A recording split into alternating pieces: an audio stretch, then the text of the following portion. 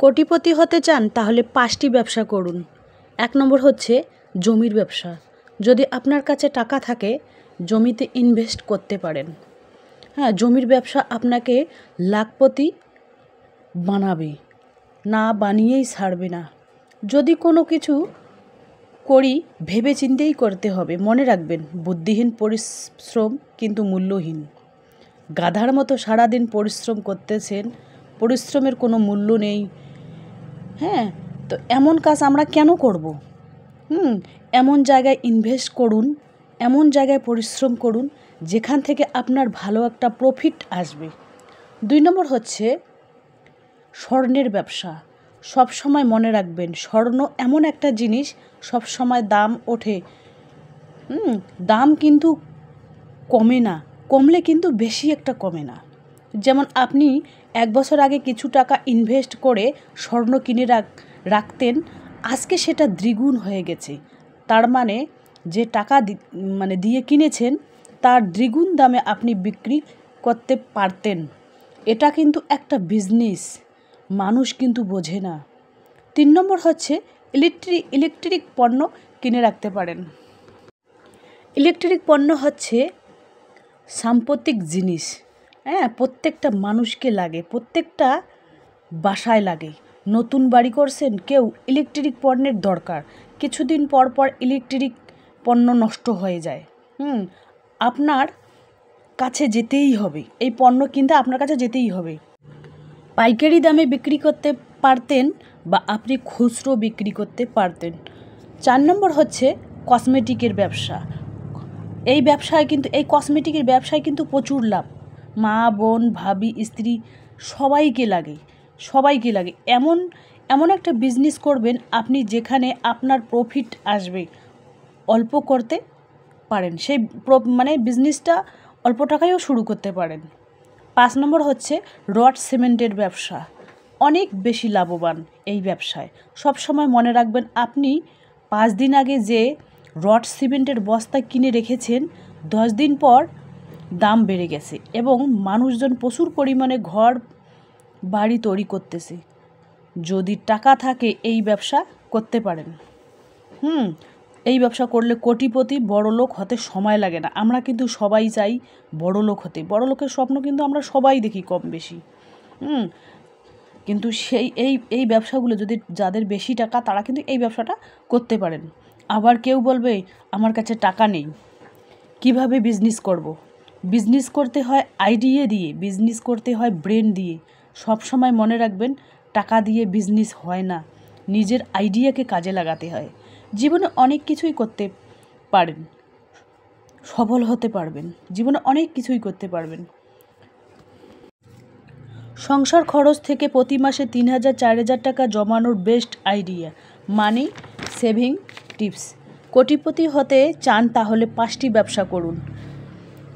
তো নতুন দিনে নতুন আরেকটি ব্লগ ভিডিও নিয়ে হাজির আমি আপনাদের মাঝে, সাভানা, ভারতের ছোট্ট একটা গ্রাম শীতলকুচি জেলা থেকে বলছি। তো welcome back to my channel. আসসালামু আলাইকুম। তোমরা সবাই কেমন আছো? আমি আশা করি তোমরা সকলেই ভালো আছো। আলহামদুলিল্লাহ আমিও ভালো আছি, আর আমার পরিবার পরিজনদের নিয়ে আলহামদুলিল্লাহ আমি ভালোই আছি।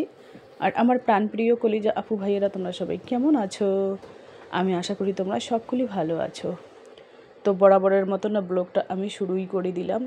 তো এখানে দেখতে পাচ্ছেন সবজি বাজারগুলো গুছিয়ে নিচ্ছি এক এক করে। আজকে অনেক সবজি বাজার করেছি মোটামুটি আর কি।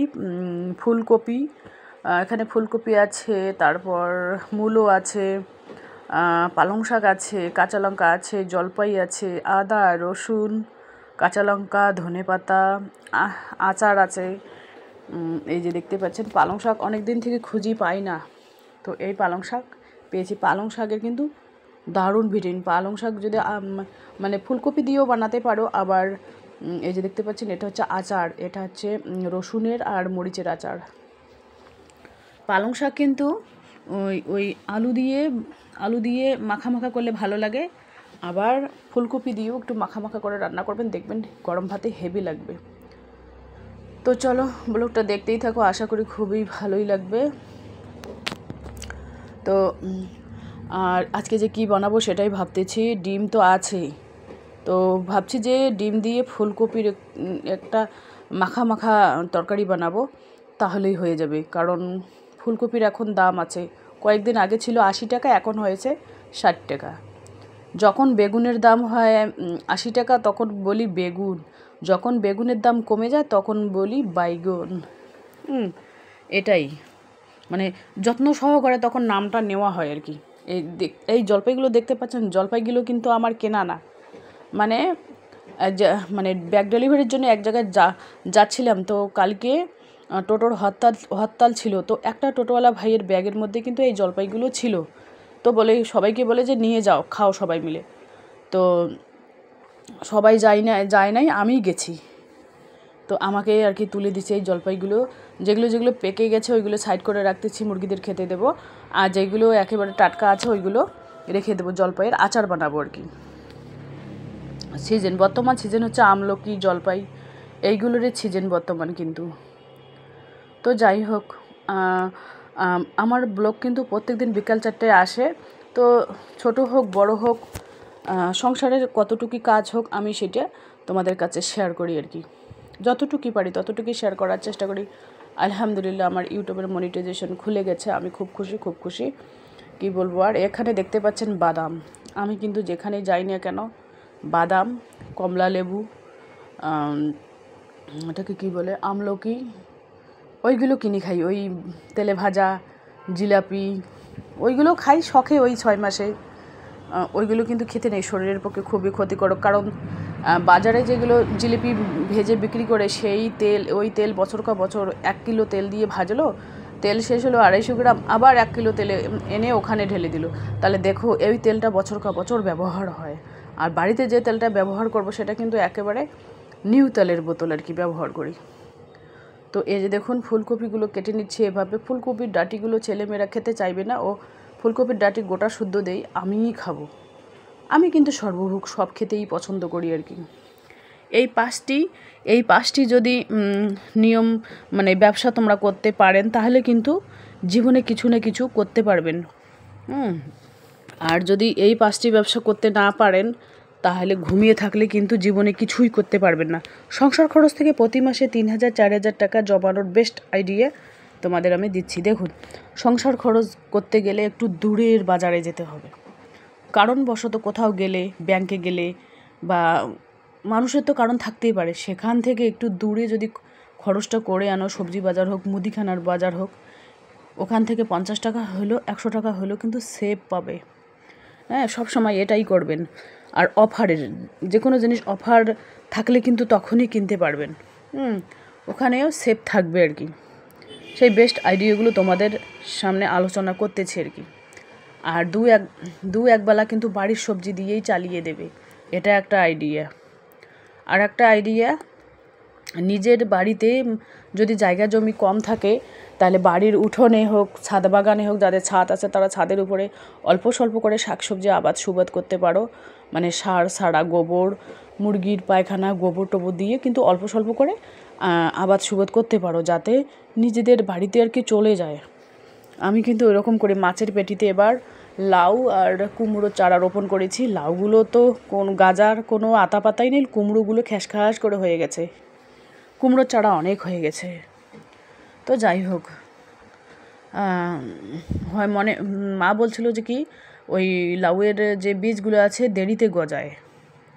তো যাই হোক, ওখানে 2-3টে মূলোও কেটে দিচ্ছি। আমার মূলোও খুব পছন্দ, মেয়ের কিন্তু মূলো পছন্দ না। একদিন মূলো শাকের আর কি ওর আব্বু বলছে যে মূলো শাকের জুস বানিয়ে খাও, ওর হাতে পায়ে ব্যথা ছিল সেই জন্য। তো মূলো শাকের জুস খেয়ে নাকি ওর কেমন যেন লাগছিল, বমি ভাব। তখন থেকে মূলো আর মূলো শাকও খেতেই চায় না।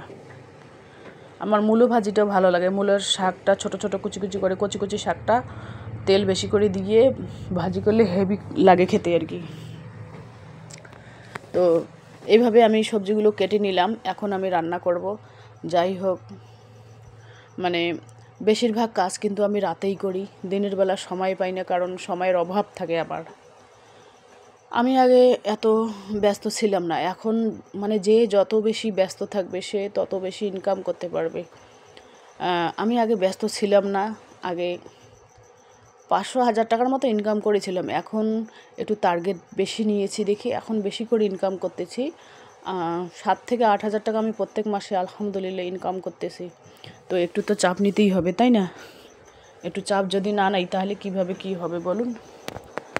তো এভাবে আর কি সবজি বাজারগুলো একটু গুছিয়ে নিয়ে সবজিটা কেটে নিলাম। এখন আমি রুমটা একটু ঝাড়াঝাড়ি করে নেব। রুমটা ঝাড়াঝাড়ি করে নিলে, ঝাড়ু দেওয়া হয়ে গেলে একেবারে ক্লিন।